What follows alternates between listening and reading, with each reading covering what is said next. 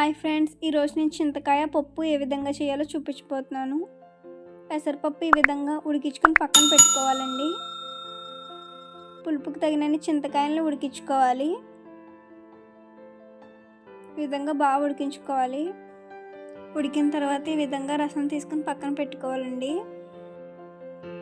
ఒక 2 ఎండుమిర్చి, వెల్లుల్లి, 1 స్పూన్ జీలకర్ర, 1 స్పూన్ ఆవాలు, కరివేపాకు, కొత్తిమీర, చిన్న సైజు ఉల్లిపాయ, 2 పచ్చిమిర్చి ఈ విధంగా కోసి పక్కన పెట్టుకోవాలండి. ఒక గిన్నెలో ఉడికించి పెట్టుకున్న పప్పును యాడ్ చేసుకుందాం. మీడియం ఫ్లేమ్లో పెట్టుకోవాలండి. పక్కనే చేసి పెట్టుకున్న చింతకాయ రసాన్ని కూడా యాడ్ చేసుకుందామండి.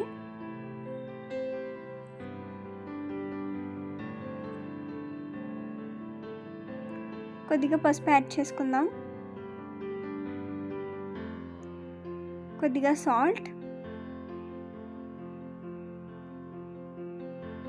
కొద్దిగా కారం కూడా యాడ్ చేసుకుందామండి. చాలా తక్కువ యాడ్ చేసుకోవాలి.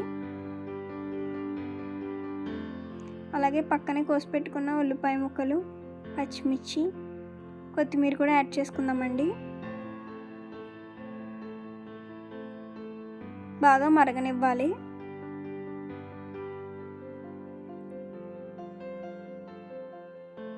ఒకసారి అంతా బాగా కలుపుకుందాం. ఈ విధంగా బాగా మరిగించుకోవాలండి. పప్పు కొద్దిగా పలుచగా ఉంటేనే బాగుంటుందండి. ఒక ప్యాన్లో 2 స్పూన్స్ ఆయిల్ యాడ్ చేసుకుందాం. వెల్లుల్లి, ఎండుమిర్చి, కరివేపాకుని యాడ్ చేసుకుందామండి. అలాగే ఆవాలు, జీలకర్రను కూడా యాడ్ చేసేసుకుందాం. బాగా ఫ్రై చేసుకోవాలండి.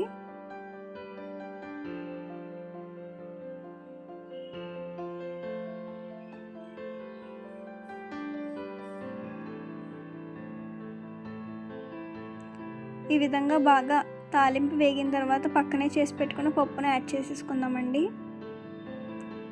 అంతే అండి, రెడీ అయిపోయింది.